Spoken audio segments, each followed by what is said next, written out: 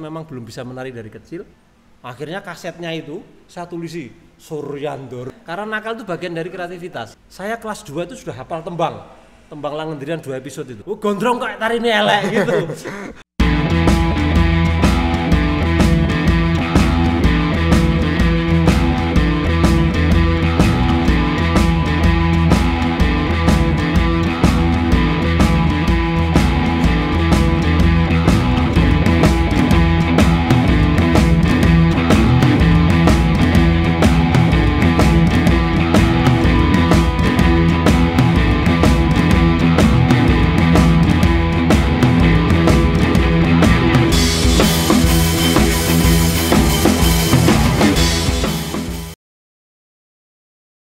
Welcome back to our channel di Swarga Loka Art. Kali ini teman-teman kita masih membahas tentang drama wayang yang kemarin sudah kita datangkan owner dari Swarga Loka. Gue nggak jelas banget ya. Kita sudah datangkan Bapak Suryandoro dan Ibu Dewi Sulastri, dan sekarang kita hadirkan Tante juga dong. Bapak Irwan Riyadi dan Tante Yani Wulandari. Oh iya Bapak, Om Irwan. Kita biasanya manggil Om Irwan dan Tante Yani. Nah, di sini kita pengen bahas tentang drama wayang. Udah berapa generasi ya Om drama wayang tuh? Sampai sekarang ya? Ya, sampai sekarang, sampai angkatan dia. Ya, saya hitung. Beda. Saya hitung 3 sajalah. Tiga generasi. Berarti pertama angkatannya siapa? Yang Dulu kan masih zaman Bapak yang bikin naskah. Jadi yang pertama itu membuat naskah itu Pak Sur. Bapak. Pak Suryandoro. Terus kemudian ada Mas Nanang HP. Om Nanang ya. Justru Nanang HP itu kan awal dari drama wayang yang dalam tanda kutip kita garap besar gitu ya. Jadi Labda Manohara, Kundi Labda Manohara. Aku dulu masih jadi Puntadewa cilik ya. Di sini masa terisi bisa-bisanya. Itu mengilhami loh. Sampai anak saya yang pertama itu saya namakan Kinanti Prita Manohara. Itu terinspirasi dari judul yang dibuat oleh Nanang HP. Halo Nanang HP. Prita dulu ada koin untuk Prita ya kan. Manohara juga Manohara sama Malaysia. Iya, jadi Manohara itu harapan yang terpenuhi. Sebenarnya. Kunti yang harapannya terpenuhi. Kayaknya dulu juga pernah ada ya, maksudnya. Kan macam-macam ya dulu Kunti Labda Manohara, terus ada Kunti apalagi waktu itu ya? Lupa apa ya? Pertemuan Dua Hati. Pertemuan Dua Hati. Kenapa kalian ketawa? Nah, gini Om, sebelumnya ya, mungkin Om bisa ceritain dulu perjalanan Om meniti karir di dunia seni pertunjukan, mulai dari mungkin di SMKI. Om SMKI nggak sih belum? SMKI? SMKI kan? Ya. Dari SMKI sampai Om di isi Solo, terus sampai ketemu sama Ibu Yani Wulandari. Tante Yani Wulandari sebagai seorang perawat yang sekarang penari dan perias. Padahal sekarang tenaganya sangat dibutuhkan. Iya. Harusnya. Gimana sih Teh? Oke, Om bisa ceritain dulu Om. Oke. Awal perjalanan saya. Sebelum ke SMKI dulu justru malah saya itu dari dulu kecil itu saya itu memang suka wayang. Jadi saya memang senang wayang. Kebetulan Pak D saya, bapaknya Ibu Dewi Sulastri itu, Mbah Sutrimo. Mbah Sutrimo itu seorang dalang. Siapa ya? Itu seorang dalang. Nah saya itu dari kecil sudah mengenal wayang. Bahkan ketika itu kalau di desa itu kan ada mencari entung, tahu entung nggak? Aduh, cerita entung lagi. Entung terus Om. Iya kan? Itu satu daerah. Oh iya, Om ceritain dulu. Ya nanti kan akan berjalan. Jadi ketika sama-sama mencari entung itu saya kan tidak lihai. Membuka daun jati kemudian mencari entungnya tidak lihai. Akhirnya saya itu bercerita dengan daun jati gitu, bercerita wayang. Nah nanti pada akhirnya ketika selesai saya dapatkan jatah dari teman-teman yang lain. Nah, jadi pulang itu sama-sama dapat banyak. Nah kecintaan saya sama wayang itu terbawa sampai gede katakanlah begitu. Saya memang belum bisa menari dari kecil hingga akhirnya ketika itu Mbak Dewi itu melanjutkan sekolah ke SMKI. Nah saya selepas SMP ditari. Sebelum lulus itu kamu sekolah SMKI saja. SMKI itu apa? Terus jurusan apa? Saya sebenarnya dulu tuh jurusan pedalangan. Tetapi karena ibumu Mbak Dewi itu masuk jurusan tari, lebih mengenal dulu mungkin, jadi saya diharapkan masuk ke tari. Saya masuklah ke SMKI. Saya diajari tarian cantrik oleh Pak Suryandoro itu belum selesai, hanya setengah. Tak dung dung dung tak dontang tan dung det. Nah, dontang tan dung det. Nah, itu saya diajari setengah. Untuk tes. Lah saya Pak Sur waktu itu tidak bisa mengantarkan saya tes. Akhirnya kasetnya itu saya tulisi Suryandoro. Nah, itu buat teknik nama, ya? Gurunya kan Pak Sur terkenal di SMKI. Iya benar. Iya. Kita selain di dunia seni terus butuh strategi. Iya. Ya terus saya tes gitu terus, kamu apanya Suryandoro? Saya adiknya Pak. Gitu. Nah yang mengantar saya waktu itu sekarang masih ada di Solo, Mas Dwi Jaya. Halo Mas Dwi Jaya. Om Dwi. Nah, yang mengantarkan saya untuk tes di SMKI itu karena Pak Sur dan Mbak Dewi tidak bisa nganterin, akhirnya Mas Dwi Jaya nganterin saya. Nah, saya waktu itu khawatir jangan-jangan nanti disuruh tes sampai akhir kaset tari cantrik atau dipedot dari tengah ke belakang kan bingung, saya belajarnya sampai di tengah-tengah loh. Entah kedung tak itu saya bisa waktu itu.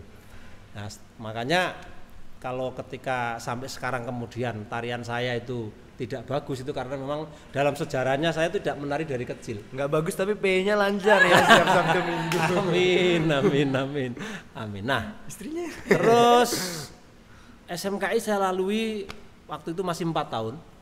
Nah, saya lumayan terkenal anak yang nakal. Nakal ya, karena nakal itu bagian dari kreativitas. Asik. Iya, nakal kalau nggak nakal bagian dari kreativitas. Dan apa ya? Keras kepala. Karena gini, saya tuh berani ngawur, nembang itu ngawur, latihan karawitan, ngendang itu ngawur. Nah dari ngawur itu kemudian saya menyadari, oh ternyata yang benar seperti ini. Setuju. SMKI itu di kelas 4 itu ada ujian namanya Langendrian, yaitu ujian yang membawakan cerita Minak Jinggo, Damarulan sampai dengan Ronggolawi Gugur itu dengan tembang. Saya kelas 2 itu sudah hafal tembang Langendrian 2 episode itu. Saya sudah hafal karena senang saya terhadap tembang. Berawal dari ngawur itu tadi. Nah, saya kelas 4 sudah bisa ngajarin teman-teman. Asik. Oh, ngajarin teman-teman satu kelompok tuh. Kan itu lakinya kan satu kelas hanya 5, hanya 4. Dikit ya, tetap dikit ya maksudnya. Dikit dari sini. Dulu sampai sekarang pun tetap dikit secara jumlah. Nah, saya lalui itu di SMKI 4 tahun, tahun 92 saya lulus, langsung masuk ke STSI. Sekarang isi Surakarta. Nah, waktu itu Mbak Dewi itu menginginkan saya di ISI Yogyakarta untuk mengikuti. Iya, mengikuti ke Yogyakarta. Saya ikut tes di sana. Tetapi jujur saja, waktu angkatan saya itu memang di ISI Jogja lagi ketat penerimaannya. Tapi saya memang tidak punya rencana ikut di ISI Jogja karena memang saya kepengen di STSI Solo gitu kan. Akhirnya saya tidak diterima juga di ISI Jogja. Ditolak. Berani. Ya enggak lulus, memang enggak lolos. Om Irwan. Enggak lolos saya. Ya ujiannya aku emang pokoknya sak-sae ngono wae karena saya memang tidak ingin. Kebetulan ujiannya di ISI Jogja itu lebih dulu. Nah, saya daftar ke STSI Solo. Nah, yang uji saya di STSI Solo namanya Mas Didi Bambang Wahyudi. Halo. Ini adalah idola saya Mas Didi. Nah, suatu saat ketika ujian saya menggunakan teknik lagi. Karena dulu kalau banyak tahu kalau ujiannya adalah yang masuk itu anak dari SMKI, itu akan secara mental itu karena kepenariannya harus diuji betul gitu kan. Nah, saya kategori penari yang tidak baik ketika itu kan. Nah, saya tidak kalah ketika ditanya. Saya tes tari halus. Padahal saya kan paling jelek banget tari halus. Sama Mas Didi tes tari halus. Nah, terus saya kan kelihatan jelek. Langsung dia bilang gini, siapa yang ngajarin tari kamu? Nah, sekarang guru saya itu almarhumah, namanya Ibu Nirmala. Itu istrinya Mas Didi itu. Nah, saya bilang, Bu Nirmala Pak. Saya bilang skakmat. Itu langsung ini bibit nakal ini anak ini ya. Kira-kira begitu. Hingga akhirnya tahapan-tahapan sekolah. Bibit nakal. Kalau dulu di STSI itu memang gemblengannya, saya nggak tahu sekarang ya. Itu memang dasarnya itu sangat mata kuliahnya itu sangat banyak. Misalkan teknik tari, itu meliputi tari gagah, tari halus, tari putri. Kemudian ada olah tubuh masih itu. Ada teknik tari. Itu semuanya ada. Itu cukup intens ya, maksudnya latihan di sana tuh iya, keras juga ya. Iya, keras. Makanya ada istilah injeksi. Nah, injeksi kan, saya tuh nggak tahu dulu artinya injeksi itu apa. Tahu saya injeksi itu ya jojoran, numpak sono. Ternyata artinya suntik. Nah, saya kan nggak tahu, di perawat yang tahu. Suntik. Mungkin Pak Gendon dulu menciptakan istilah ini adalah bagaimana suntikan semangat untuk tetap latihan. Semangat itu tiap jam 5 itu sudah ada namanya jam ke-0. Jam ke-0 itu namanya injeksi. Oh, itu muter lapangan atau gedung gitu kan. Oncelang atau lumak sono itu yang paling berat gagah itu. Tapi maksudnya dengan cara latihan gitu akhirnya kepenarian dari di Sisolo itu juga. Iya. Dulu tuh begini loh. Di kampus itu kalau ada anak gondrong kok tariannya jelek, laki-laki ya, gondrong tariannya jelek, ya dinyak lah. Kenapa? Gondrong kok tarinya elek gitu. Karena dosen-dosen gondrong tarinya bagus-bagus. Nah, gitu loh. Dulu pada gondrong-gondrong ya? Gondrong. Dosen saya unik-unik. Om Eko juga kan? Eko PC itu kakak kelas saya. Eko Suprianto. Eko PC itu kakak kelas. Nah, dia lulusnya duluan saya malah. Oh gitu? Iya. Nah, dia tuh salah satu mahasiswa yang unik itu. Ketika ujian penentuan bareng sama saya, lulus kemudian dia ke Amerika. Itu tarian keranya bagus itu. Eko PC itu, tari tradisinya kera itu bagus. Nah, terus ujian penentuan dia lolos tapi kemudian kayaknya ke Amerika. Ke Amerika, nggak tahu proses apa itu sampai kemudian terkenal jadi penarinya Madonna dan sebagainya. Baru pulang ke Indonesia. Indonesia ujian S1 dulu. Oh. Itu Mas Eko PC. Jadi ujiannya bareng saya di ujian penentuan. Nah, sampai kemudian ketika saya wisuda itu teman-teman pada foto-foto itu kan pada seneng-seneng gitu. Wah, saya tuh sedih sendiri. Kenapa kok sedih? Saya lulus mau apa? Itu dulu. Ayo lulus mau apa kalian? Lulus apa ya? Itu pertanyaan semua mahasiswa. Enggak juga sih. Lulus STSI saya. Tahun 97 saya lulus. Kok saya enggak lulus ya gitu. Aku lahir. Lahir. Itu Nanda lihat itu ujian saya. Nanda itu lari-lari kemana-mana itu. Nah, lulus kemudian saya setahun masih setengah tahun apa ya di Solo. Karena di Solo itu waktu itu saya nggak tahu sekarang. Suasananya itu nggak punya duit ya enak, kumpul koncone. Kayak sekarang juga gitu nggak sih? Nah itu. Nah tapi akhirnya kan kita belum pernah ngerasain di Solo sih. Sama Mbak Dewi waktu itu sudah sering ke Jakarta sama Pak Sur. Itu belum pindah ke Jakarta berarti ya? 97. Belum. Oh masih di sana? Iya. 97 itu saya masih kos di Solo, saya pergi ke 98 saya ke Jakarta. Bareng tuh sama orang-orang kerusuhan. Enggak, 98 itu sudah pentas sekali drama wayang. Kemudian mau pentas lagi itu diundur karena kerusuhan. Nah, saya akhirnya Joko pulang ke Solo. Pulang? Pulang. Ternyata kos-kosan saya itu banyak barang jaran. Ada beras, ada ban. Wah, kurang ajar koncoku saya. Enggak tahu dapat dari mana itu, banyak barang jaran. Ya, akhirnya terus ya sudah saya kemudian kembali ke Jakarta. Bahkan ketika itu almarhum Mas Narno itu saya kan tidak dekat dengan Mas Narno. Tetapi beliau berkenan memberikan surat pengantar untuk saya bisa bekerja di Taman Mini. Mertuanya Om Dipo. Almarhum Mas Narno itu siapa Om? Mas Narno Purwolono itu adalah seorang dosen STSI, ISI yang senior. Dia pencipta tari-tari gaya Surakarta, ASKI yang luar biasa. Yang sekarang ya mertuanya Mas Dipo itu. Salah satu pemain drama wayang Om Dipo. Dipo ya. Memberikan surat pengantar kepada pengelola Taman Mini bahwa mohon Saudara Irwan Riyadi bisa diterima bekerja di Taman Mini. Tapi anehnya Pak Sur itu nggak mau. Kenapa? Pak Sur alasannya sangat luar biasa. Saya berkira, loh, kamu tuh belum ketahuan apa dharma baktimu di Taman Mini kok tiba-tiba menjadi pegawai Taman Mini itu apa kata orang? Asik. Mikirin kata orang ya? Iya, mikirin kata orang. Itu luar biasa itu. Bagus. Saya sampai bingung. Bapak siapa? Ya akhirnya kemudian saya menurut itu, ayo kita membuat sesuatu. Akhirnya muncul drama wayang yang pertama itu, Api Dendam Aswatama. Itu sebenarnya Pak Sur mungkin bisa dicek. Itu adalah dulunya embrionya adalah saya punya karya tari yang saya ujikan sebagai karya S1 saya. Itu judulnya Candolo tentang Aswatomo. Bahkan SMKI pun saya karya saya tentang Aswatomo. Kemudian dinaskah bahasa Indonesia kan oleh Pak Sur menjadi Abhidhamma Aswatomo itu, Aswatama itu. Sampai kemudian dipentaskan kembali, didaur ulang kembali menjadi naskah baru juga di Abhidhamma Aswatomo tahun 2009 ya. Nah, Insyaallah hafal. itu sebenarnya. Ya itu ada Damar tuh, kan Damar baru kecil itu. Tapi sebelumnya Abhidendam dipentaskan juga di sebelum itu. Aku tahun 2000 belum ada kayaknya.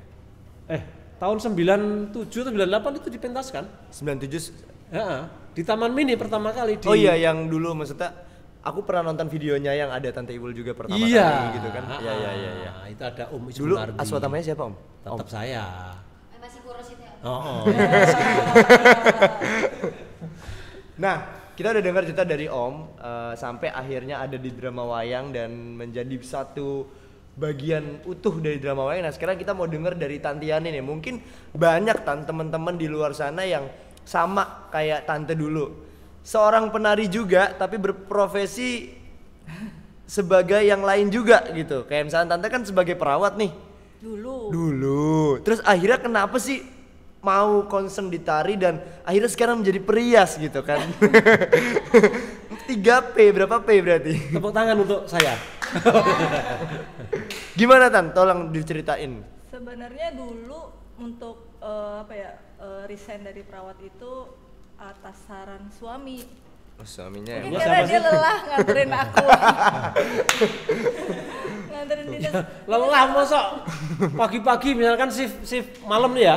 Nanti pulangnya jam 7 enak-enaknya tidur kan itu. Suruh jemput gitu kan. Dulu belum ada ojek sih ya, belum ada ojek online sih ya. Punya ojek pun nggak bakalan mau. Masuk malam, masuk pagi, masuk siang gitu mungkin ya udah resign aja soalnya lama nggak punya anak kan, setahun sih. Terus ya udah resign. Habis resign baru ada si Kinanti Prita Manohara. Tapi itu. Tante tuh dulu maksudnya pas menjadi perawat kan juga ditarinya aktif kan?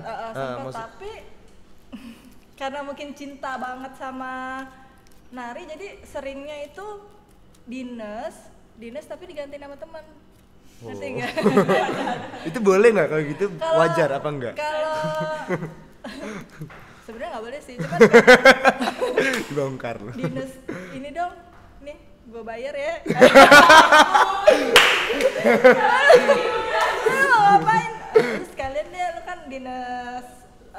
Jadi kebetulan temen tuh dari dinas malam, jadi dia nerus. Mau Aku dia? misalnya aku Mau dinas lah pagi, dibayar dia dia. kan malam, jadi nerus ya dinas itu ya. Lu mau pentas ya, udah nggak apa-apa, yang penting kan dibayar. Dan gajinya lebih banyak Waktu itu Waktu itu lebih gajinya banyak lebih menjadi banyak, penari. Karena masih laris di mana-mana ya. Terus waktu kuliah juga gitu, jadi Sabtu kan masuk kuliah kayak tempat kuliah kamu ya masuk. Ya gitu, jadi Sabtu itu bolos terus, Sabtu Nggak Minggu, pernah Sabtu, kuliah. Sabtu Minggu gitu. Karena Sabtu Minggu selalu di jam itu ya, jam apa sih namanya? Prime time untuk Terus perpeyian kalau nasional. latihannya kan dulu siang ke sore ya Mas. Terus aku masih pakai itu, masih pakai Kebaya dokter. seragam perawat gitu. Terus seragam latihan. dinas, terus Nggak ganti baju? Ya ganti baju lah waktu latihan. Jadi ya perawatnya baru datang gitu latihan. Jadi dulu Tante tuh apa maksudnya basic narinya itu dari kecil itu memang sudah di Jawa kah atau di Enggak, kalau jadi dulu kan tinggal sama orang tua di Komplek, Mini, RT karena 1. lingkungan, ya RT 1. Aku RT 4, akhirnya Om Herman dan Tante ini ketemu. Enggak. Ya gitu tanya. Di portal. Oh. Jadi karena lingkungan kan dulu awal ikut nari itu di Anjungan Jawa Timur. Yes. Jawa Timur. Gurunya siapa gurunya? Om Heri Supretno. Oh Dulu belum Mas dia. Narno dan Mas Sadar. Dulu Om Sadar. Heri belum ya? Belum. Om Heri masih Belum. Mas Masih Mas jauh. Heri ketemunya itu di Bareng sama saya. bareng-bareng sama Om dulu berarti di Anjungan Jawa Timur. Om Heri adalah orang yang mempertemukan kami berdua. Om, berarti minta pajak dong. Gitu. Jadi Nah, dari kecil pengen banget bisa nari.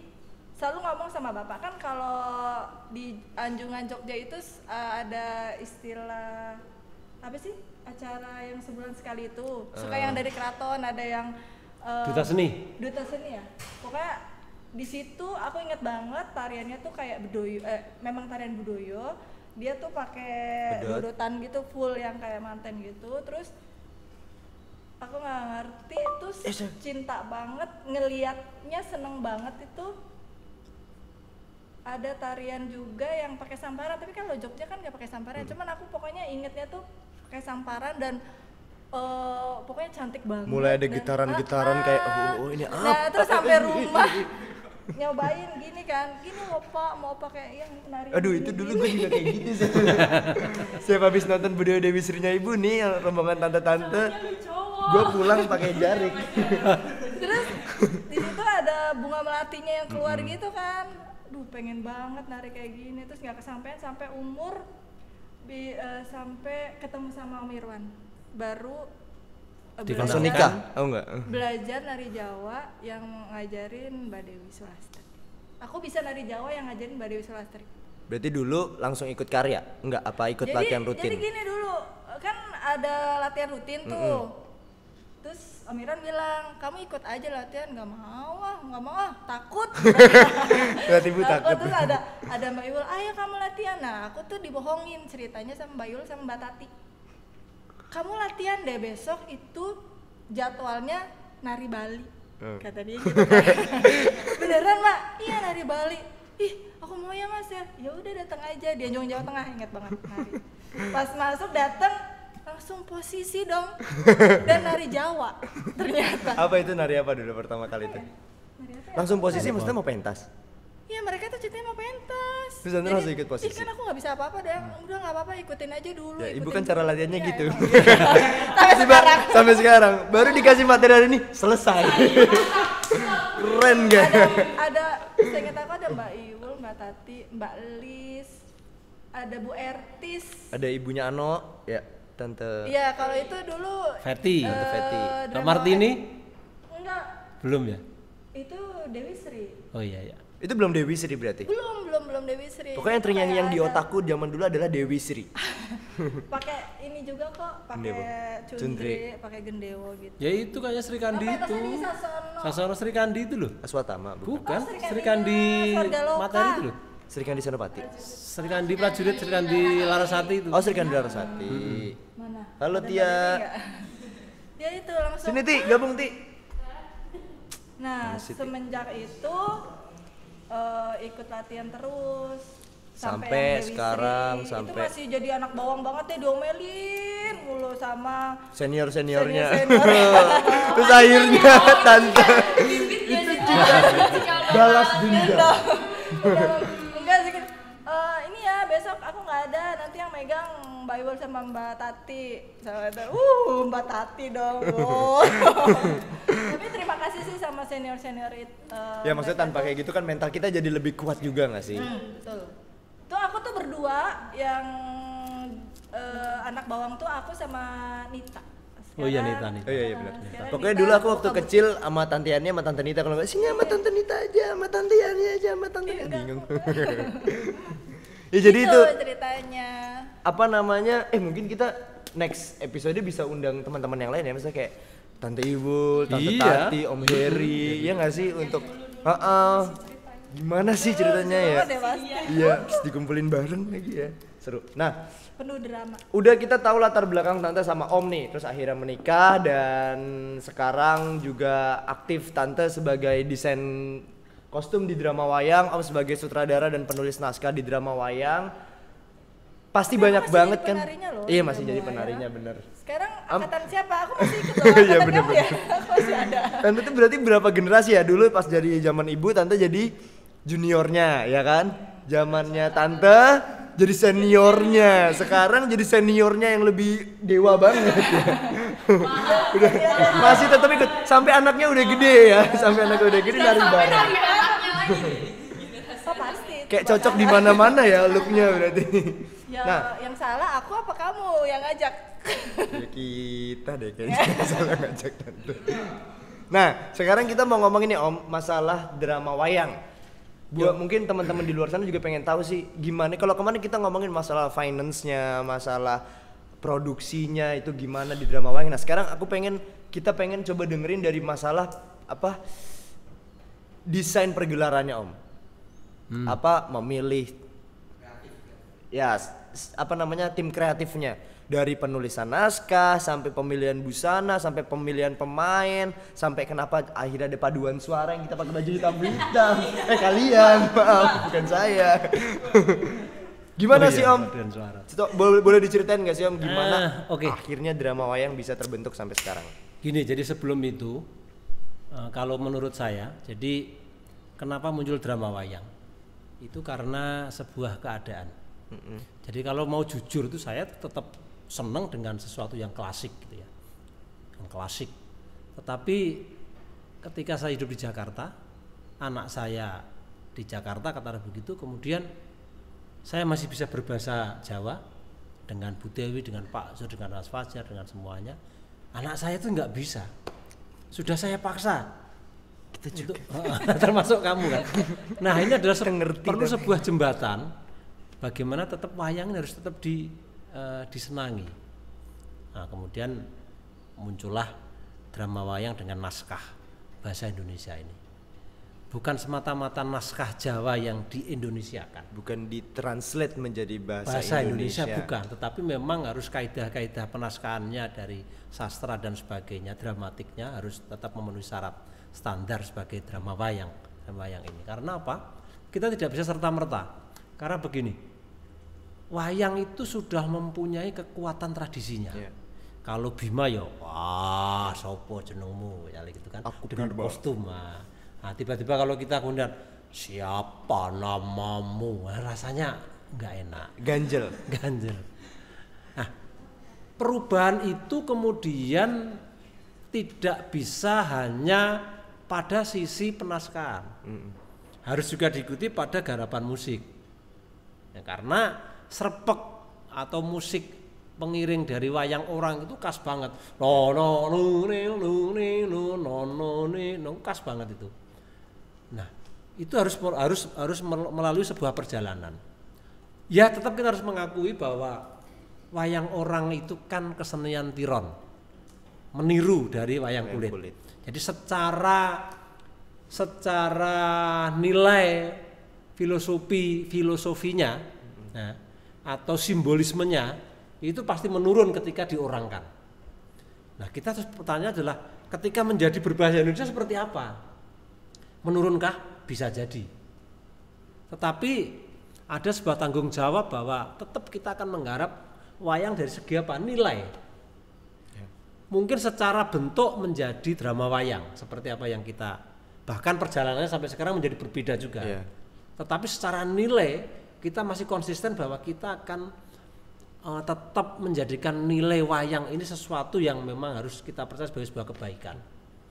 Nah, itu sebenarnya. Ya karena berarti kan yang paling penting kan bagaimana kita membawa nilai yang ada di cerita pewayangan Jawa itu ke dalam kehidupan sekarang yang bisa kita relatekan dalam berkehidupan sekarang. Artinya kalau misalkan naskah pun berkembang, maksudnya dari pengembangan dari sastra naskah itu harus diikuti juga dengan perkembangan yang lain, koreografi, musik, pasti artistik dan sebagainya. Karena gini loh, satu hal yang paling sering saya katakan bahwa tradisi itu tidak berhenti. Tradisi itu berjalan sesuai dengan perkembangan zaman. Maka Mas Sardono itu setahu saya pernah dalam sebuah diskusi dia mengatakan dia tidak senang dengan kata-kata tradisi. Karena seakan-akan itu membelenggu, tidak mau bergerak, tidak mau berubah. Padahal tradisi itu sebuah perjalanan. Makanya sebagai sebuah tradisi yang berjalan ini drama wayang, kita harapkan untuk mampu menjawab tantangan bahwa wayang itu bisa diwadahi dalam bentuk apapun. Yang penting adalah kita konsekuen bahwa yang kita garap adalah nilai-nilai kebaikan. Benar. Itu karena apa? Kalau wayang sudah kehilangan nilai-nilai kebaikan, berarti sudah tidak menjadi wayang lagi, tidak menjadi bayangan kehidupan lagi. Maka ketika bentuknya menjadi seperti drama wayang, dengan garapan musik yang seperti ini, bahkan perkembangannya sekarang sampai ke Grego seperti ini, adalah sebuah perjalanan. Jadi jangan diartikan bahwa ini sesuatu yang merusak. Nah, saya masih ingat kata-kata dari almarhum Profesor Waridi, Profesor Waridi, ketua ISI, rektor ISI yang pertama. Dalam diskusi dia mengatakan, pakem ki apa toh? Dengan lantang beliau mengatakan, pakem adalah nilai tawar. Ketika itu disampaikan kepada masyarakat, digelontorkan kepada masyarakat, itu diterima. Lambat laun kita akan mengatakan bahwa itu adalah sebuah pakem. Kinarto Sabdo ketika membuat pergelarannya waktu itu juga mendapatkan tantangan bahwa menurut dalang-dalang sepuh waktu itu adalah Narto Sabdo itu merusak. Tapi apa sekarang yang terjadi? Narto Sabdo adalah seorang maestro tradisi Jawa yang sangat luar biasa. Artinya apa? Bahwa ketika banyak orang mengatakan yaitu nut zaman kelakon, artinya sesuai dengan perkembangan zamannya, itu bisa saja. Tapi yang penting adalah nilai-nilai itu tetap menjadi nilai kebaikan, supaya tidak hilang.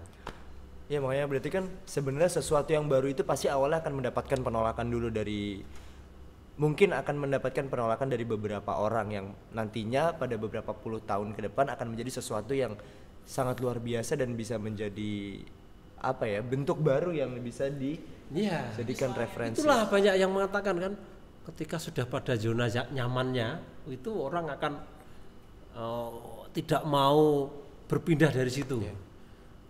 Nah, padahal untuk mendapatkan sesuatu yang baik adalah perlu sebuah lompatan-lompatan. Setuju banget. Ya saya tidak akan mengatakan bahwa drama wayang ini paling baik, tidak. Saya lebih bersyukur sebenarnya kalau teman-teman yang lain di luar sana membuat sebuah karya-karya baru tentang wayang ini, supaya bermacam-macam itu bahwa banyak alternatif untuk menyampaikan dengan wayang. Benar. Tapi intinya kita tetap membawa cerita dari menjadikan tradisi itu referensi kita untuk bisa menemukan gagasan yang baru, sesuatu yang baru dan relate dengan apa yang kita hadapi sekarang di dunia. Iya.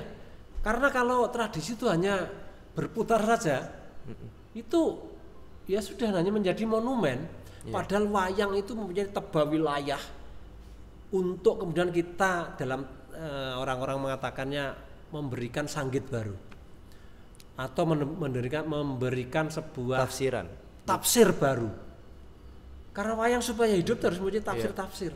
Kalau tidak kan Yusdurno ngono kuwi atau Anoman seperti itu. Kalau tidak ada tafsir baru kan. Benar sih, Om. Padahal sekarang kan perkembangannya sudah berjalan. Ya mungkin ini kita juga bisa berbagi, Om, sama teman-teman di luar sana yang mungkin keberaniannya itu belum muncul karena mereka punya ketakutan pada tradisi dan pakem yang ada di daerahnya. Akhirnya mereka jadi tertahan untuk bisa memunculkan inovasi dan sesuatu kreasi baru untuk mereka kasih tahu kepada orang banyak gitu. Mungkin bisa saja terjadi.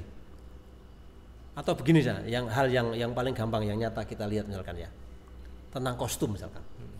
Teman-teman di Jawa Timur sana itu bisa lebih fresh, lebih real mengkreasikan sebuah kostum. Setuju. Itu berani gitu loh. Keberaniannya luar biasa. Apakah ini karena tidak dihadapkan pada sebuah tanda kutip pakem? Nek wayang kudu ngene lho.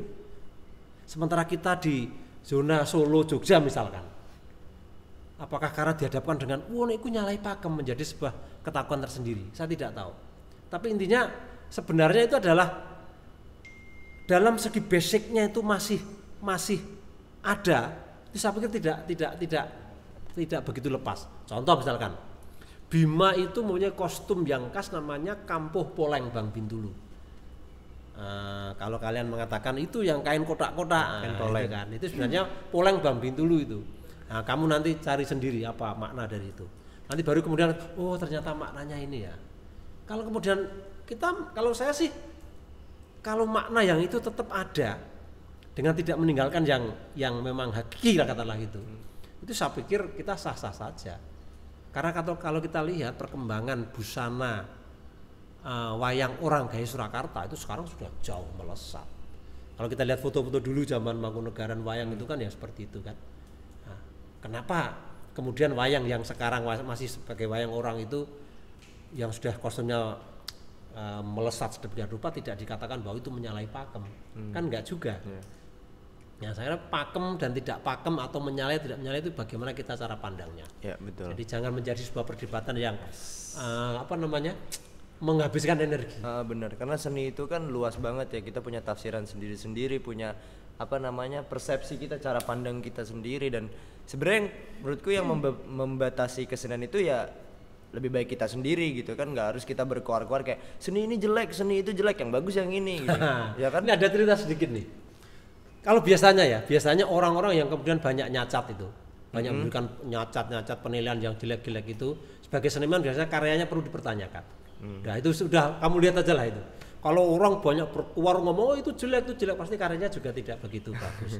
Udah itu. Ya kalau aku lebih milih gini sih, maksudnya kalau aku tidak suka dengan yang seperti itu ya aku tidak menonton gitu. Aku lebih menonton yang seperti ini gitu, tapi tanpa maksudnya kita harus bilang kalau itu jelek. Ya, tapi yang maksudnya yang jadi bukan pertanyaan buat aku sih ya, tapi jadi agak ini juga sih ganjel. Kadang-kadang itu juga datang dari senimannya itu sendiri. Iya. Ini ada contoh yang baik. Almarhum Bapak S. Karjono, seorang penari, pelatih tari gaya Yogyakarta di Jakarta. Ya, Yogyakarta di Jakarta. Ini Mbak Tati Kartini, itu anak emasnya beliau. Itu adalah seseorang yang konsisten. Ketika beliau mendapatkan undangan, padahal dia dihormati di jagat kepenarian lah. Ketika mendapatkan undangan untuk menyaksikan sebuah karya tari, dia tidak akan memandang siapapun. Ketika beliau kemudian bisa datang, dia akan hadir menonton dan pasti menyempatkan ke belakang panggung untuk memberikan orang sekelas itu waktu itu. Saya perhatikan begitu. Artinya apa? Beliau sangat menghormati bagaimana anak-anak muda itu berkarya. Lepas itu karyanya tidak bagus, dia akan datang, kemudian dia ke belakang, kemudian memberikan selamat.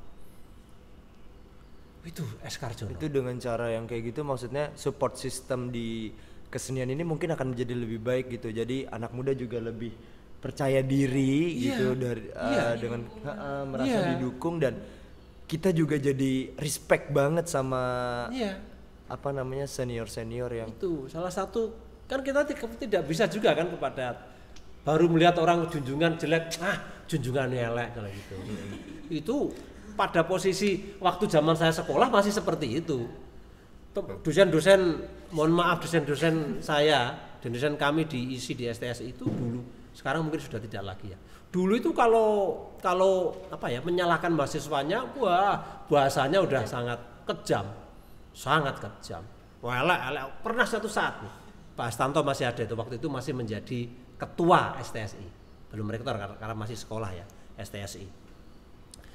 Kita persiapan nih, saya misi pertama kali ke Hongkong, bayarannya 500 juta. Itu sudah banyak, 500 juta. Misi pertama kali ke Hongkong itu sudah latihan 3 bulan. Saya nari watang sama ada komposisi 1, sama saya jadi seto dan komputer di drama tari Ronggolawe Gugur. Itu kemudian Pak Astanto didatangkan setelah 3 bulan latihan, didatangkan untuk melihat. Ketika sudah melihat selesai, apa yang dikatakan? Elek durung kok kon nonton. Jelek aja belum kok suruh nonton. Bayangkan apabila kata-kata itu sekarang terjadi, kamu udah geledah semua. Berarti mental sekarang lemah dong. Kita nggak boleh lemah, kuat. Kita harus kuat. Ya, jelek aja belum kok suruh nonton, misalnya begitu loh. Padahal kita latihan 3 bulan itu. Tapi itu tidak membuat, ya saat itu saya ini pada saat diomongin gitu langsung gitu ya. Wah, luar biasa. Dulu itu ya hitungannya nari watang itu kalau misalkan belum muntah-muntah itu belum tenanan gitu, sampai begitu dulu.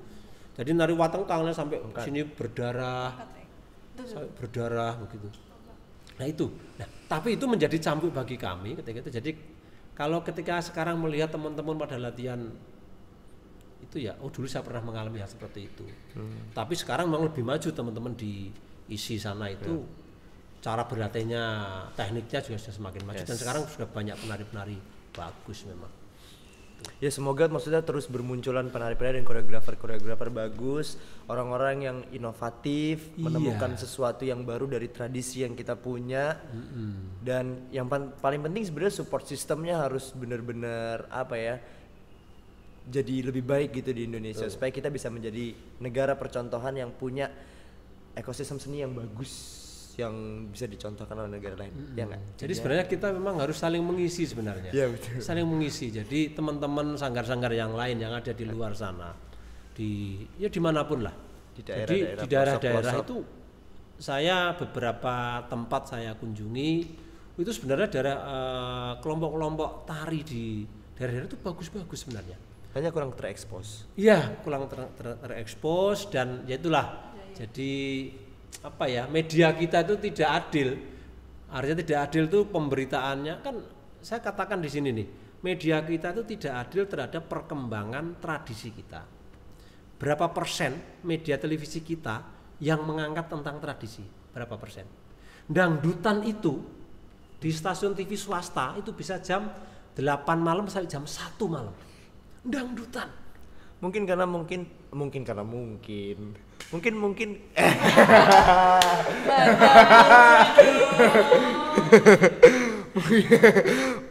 tradisi itu membosankan ketika ada di TV atau jadi rating TV itu jadi turun, bisa dengan alasan ratingnya seperti apa? Kita harus diajak bicara dong. Kan gitu. Kita harus diajak bicara, kita diajak berargumen. Maunya seperti apa kan gitu. Kalau kita memang membosankan, tradisi membosankan, ayo kita adu program. Kan gitu kan? Makanya Swarga Loka itu membuat FTKN untuk menemukan alternatif baru dari cara berkesenian yang kita bisa mungkin, aku nggak tahu sih FTKN akan kayak apa nanti karya-karyanya, tapi kita pengennya karya yang di FTKN itu bisa tembus ke stasiun televisi dan bisa menjadi bukan hanya tontonan latar penyanyi. Iya. Betul sekali. Ikut FTKN. Itu jadi kadang-kadang itu yang saya bilang tidak adil di sana. Yo, saya sekalian protes sedikit, boleh lah, ini suara hati dari katakanlah saya seorang seniman tradisi gitu. Jadi memang media kita tidak adil. Kalau kita dibilang kemudian ketinggalan zaman, ayo kita buat yang tidak ketinggalan zaman. Karena dia memandangnya dari posisi yang mana gitu kan. Kalau masalah penonton ya jangan dibandingkan dengan penontonnya Mas Didi Kempot kan kalau gitu. Ya kita pada posisi seperti apa? Kalau Anda mengatakan seperti itu ya nggak bisa. Kita sebagai kacamata tradisi yang sebagai bentuk pengembangan akan kita buat seperti apa? Maunya. Nih kita punya produk seperti ini, drama wayang. Nah ini pada posisi seperti apa? Buatkan acara. Nah, itu harusnya ke arah sana. Jangan kemudian wah ratingnya nanti nggak bisa ngangkat lah, rating yang mana? Kalau ratingnya ayo kita nggak bisa juga. Tapi tadi aku ngomong gitu bukan berarti penari latar itu tidak bagus ya, tidak baik ya. Cuma maksudnya kita pengen punya sesuatu lagi yang bisa diperhatikan di televisi itu. Misalkan tari yang memang punya part sendiri, momen sendiri setelah dia 2 menit atau 1 menit yang bisa ditonton secara nyata. Iya, nyata. Iya kan bahkan juga lagu-lagu yang mempunyai tematik dengan garapan tari, maksudnya kan gitu. Jadi lagu yang kemudian memang ya tematik garapan tarinya juga berbicara tentang tematik itu sebagai sebuah bentuk garapan tari misalnya itu kan. So kadang-kadang di shootnya tuh pasti penyanyi benarnya dapat tangannya doang. Ya nggak apa-apa sih. Ya itu nggak apa-apa. Ya yang itu juga tetap harus berjalan. Cuma ini sih Om, aku maksudnya gini, kita sebagai seniman juga nggak bisa ketergantungan dengan media yang ada gitu, bahwa sekarang kita diberi kemudahan punya media sendiri dalam bersosial media kan, dan maksudnya kita punya kesempatan yang sama, udah dikasih ruang, nah tinggal gimana caranya sih kita sebagai seorang seniman itu mau untuk muncul di media itu kan, di media yang kita punya dengan mudahnya gitu kan. Itu benar sebagai salah satu usaha kita. Nih, saya ada satu lagi nih. Mudah-mudahan ini tidak diedit oleh Mas Fajar. Ini nih, rame-ramenya stasiun televisi menayangkan Mahabharata India. Dan itu suka. Saya suka.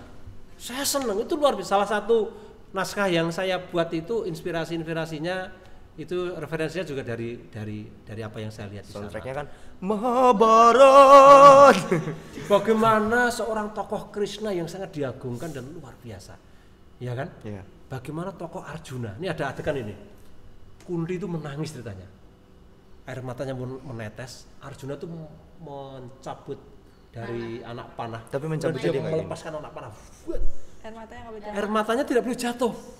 Mau jatuh tanah kemudian pas di mata anak panah. Das. Merinding gue. Gitu. Iya. Sedemikian simbolnya itu luar biasa bahwa ketika air mata seorang ibu itu jatuh ke tanah, itu adalah dosa besar anaknya. Merinding. Simbolnya luar biasa kan? Iya kan? Iya. Tetapi apa yang terjadi di dunia media kita, apa yang terjadi? Ini kalian catat ini. Di dunia media kita yang terjadi apa? Membuat sebuah program televisi, kemudian Arjuna duduk di belakang, kemudian di depannya ada perempuan dari Palembang. Perempuan dari mana? Arjuna untuk memilih. Aduh, itu Arjuna jadi drop. Bagaimana itu pendangkalan sebuah nilai itu. Sangat drop. Itu loh. Bagaimana menangkap sebuah, aduh, Arjuna ya sedemikian memanah air mata ibunya pun nggak jadi jatuh di tanah. Tapi mungkin dia, maksudnya stasiun televisi itu mengambil ini Om. Arjuna itu kan sebagai orang yang punya perempuan banyak. Ya itu mentahnya seperti itu. Iya sih. Jadi mengartikan Arjuna istrinya banyak itu mentah gitu loh. Jadi kalau bahasa simbolisme nggak begitu. Arjuna itu mendapatkan istri itu karena apa? Simbolismenya apa? Ketika orang menuntaskan sebuah permasalahan, menyelesaikan sebuah pekerjaan, maka dia berhak mendapatkan hadiah. Perempuan. Jangan kemudian diartikan oh istrinya banyak, ada perempuan ini bukan begitu. Ya itu dangkal. Ya sih. Mungkin cara pandangnya dia begitu. Iya, karena dia nggak mau konsultasi dengan orang-orang yang lainnya jadi. Tapi itu pun disenangi orang yang monggo. Iya, nggak apa-apa. Tapi yang hebat kan tokoh Krishna itu, dia tidak akan muncul di sana. Yes. Karena apapun bahwa Krishna itu sesuatu yang luar biasa menurut kalau baca aja di referensinya tentang yang jadi Krishna itu, bahwa dia seakan-akan sebagai Krishna. Jadi merinding gue, maksudnya dia jadi wibawanya tetap muncul, tetap ada. Dari gue setelah nonton Panah Asmara Arjuna, gue dari siapa nama Shahir Sheikh, gue langsung turun banget sih. Maksudnya kayak, aduh, maksudnya kayak gila Arjunanya pas banget gitu loh, pas banget. Dan ketika itu ya, misalkan kalau saya jadi pemerintah yang kemudian mempunyai kewenangan gitu ya. Perintahkan pada kelompok yang bisa membuat Mahabharata atau Ramayana yang luar biasa. Memang orang-orang yang betul-betul konsen di sana, membuat garapan yang bagus, kemudian datangkan salah satu tokoh Mahabharata India itu, kemudian saya untuk menonton, kemudian dia hanya bilang, kemudian saya yakin dia tidak akan bilang Mahabharata Indonesia jelek kok gini ya, jelek. Saya tidak yakin dia akan mengatakan itu. Pasti dia akan mengatakan Mahabharata Anda juga bagus. Ini kalau ini betul terjadi dan itu viralkan media, saya pikir ini langkah yang baik untuk bagaimana seni tradisi kita, salah satunya adalah Mahabharata Ramayana menjadi terangkat. Betul. Kayak gitu loh. Kita juga punya banyak kok potensi orang-orang yang bagus untuk memerankan tokoh-tokoh di Mahabharata gitu. Banyak artis-artis, maksudnya aktor-aktor yang punya bagus benar look yang tepat. Hanya kemudian kadang-kadang kan salah menempatkan, kan pernah mencoba itu. Malah ada yang pernah menjadi sinetron yang kemudian sampai ditarik. Pernah lihat nggak? Nama judulnya Kuntilanak gitu. Padahal tokohnya Kunti itu. Sampai kemudian dicabut kembali, kemudian judulnya diganti. Ada salah satu televisi. Kunti, maksudnya tokoh Kunti. Tokohnya Kunti, bicara tentang Pandawa tapi dalam konsep kekinian gitu kan, anaknya 5. Tapi di situ judulnya nggak tahu kok jadi Kuntil anak, jadi orang baca Kuntilanak gitu kan. Itu ada itu. Sampai kemudian ditarik karena mungkin ada protes dari banyak pemirsa. Itu akhirnya kemudian ditarik. Artinya kan kalau begitu kan itu tidak pahamnya teman-teman yang ada di sana. Untuk kemudian memunculkan sesuatu yang baik. Itu loh. Jadi itulah kalau kita tarik kembali ke drama wayang kan, bahwa kita menjadi garapan-garapan seperti ini tetap dengan konsep bahwa kita tetap nilai-nilai pewayangan yang kita angkat. Bahkan karya-karya terakhir seperti Sang Penjaga Hati itu adalah konsep koreografinya sudah sedemikian berubah dari awal-awal, ya kan? Yang dulu penata tarinya Mas Trian, dengan kerampaan geraknya. Sampai teman-teman di sana itu kalau teman-teman Swarga Loka itu kalau kelompok itu pertanyaannya, sindirannya ke kita sebagai penyelenggara adalah istirahatnya kapan kan gitu kan. Jadi tidak ada jeda waktu untuk ajar terus. Muncul terus ya. Muncul terus dan itu aktornya sebenarnya penari itu. Nah, itu sebenarnya dalam rangka sebuah proses proses untuk menemukan. Jadi kangen.